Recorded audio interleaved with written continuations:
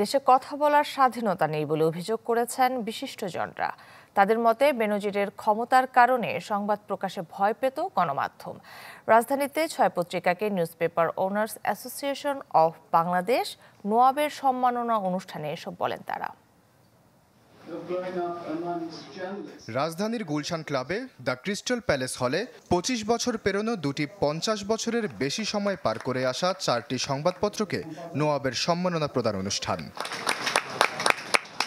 এতে অংশ নেন গণমাধ্যম ব্যক্তিত্ব সহ দেশি বিদেশি কূটনীতিক ও সুশীল সমাজের প্রতিনিধিরা।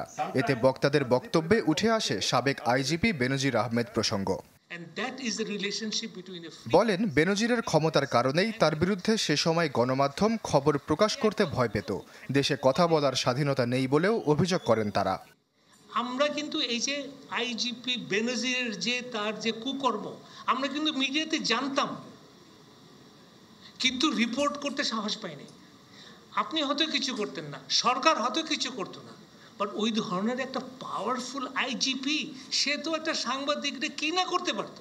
অবাধ পূর্ণ গণতন্ত্র চাই আমরা, একটা অংশগ্রহণমূলক নির্বাচন চাই, মত প্রকাশের অধিকার চাই, বিশেষ করে সাংবাদিক এবং সংবাদপত্রের স্বাধীনতা চাই, পূর্ণ স্বাধীনতা চাই, এবং যে স্বাধীনতার বলে আমরা আমাদের কথাগুলো আরো পরিষ্কার সত্যভাবে প্রকাশ করতে চাই। We all know the newspaper is called the fourth pillar of a state.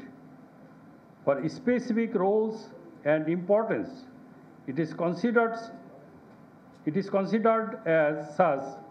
Newspapers raise the issues that matter most for a country and present agendas that will shape a nation. Walton fridge কিনে অনেকের মতো আপনিও হয়ে যেতে পারেন millennial. সেরা পণ্যের সেরা অফার। যার জবাব দেন তথ্য প্রতিমন্ত্রী মোহাম্মদ এ আরাফাত। বলেন, গঠনমূলক সমালোচনা হলে সরকার সব সময় তা গ্রহণ করবে। There are some challenges in our media environment. I don't deny that. We are working on it to try to improve it and fix it. And I'm always open to the criticism, opinion. We try to interact and engage and listen to the stakeholders' opinion. We try to do it together. That is our commitment. And there's no doubt about it. প্রধান অতিথির বক্তব্যে জাতীয় সংসদের speaker বলেন, সংবাদপত্র গণতন্ত্রের অভিভাবক, তাই বস্তুনিষ্ঠ সমালোচনাকে গ্রহণ করতে হবে। আমরা সকলেই জানি যে গণমাধ্যম জনগণের কথা বলে, মানুষের কল্যাণে কাজ করে, স্বাধীনতা ও মুক্তিযুদ্ধের চেতনাকে ধারণ করে বস্তুনিষ্ঠ সংবাদ পরিবেশনের মধ্য দিয়ে জনসচেতনতা বৃদ্ধি ও জনমত গঠনে গুরুত্বপূর্ণ ভূমিকা রাখে, যার পথ ধরে গণতন্ত্র হয় সুসংহত। Desk report, channel 24।